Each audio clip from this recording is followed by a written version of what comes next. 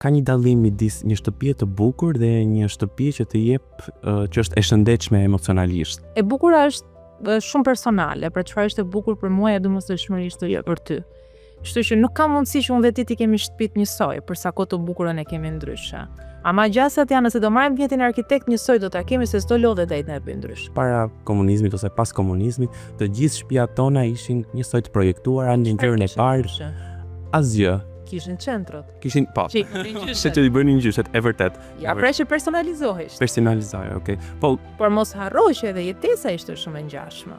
Mënyra si u shjeshin, çfarë bënin pasi vinin nga puna, si e kalonin kohën, ishte shumë e ngjashme. Por thotë që unë dua të takoj edhe me arkitektin tim që të kuptojmë pak edhe botën time ose të kuptojmë nëse nuk është i mjaftueshëm që të shprehet, për shembull, po e kap një. Mund të ndodhi, ne flasim shumë shpesh për shtëpinë. Pra, për mënyrën si ata ndihen shtëpi, si mund ta bëjnë më të jetueshme shtëpinë e tyre, si mund ta ndryshojnë.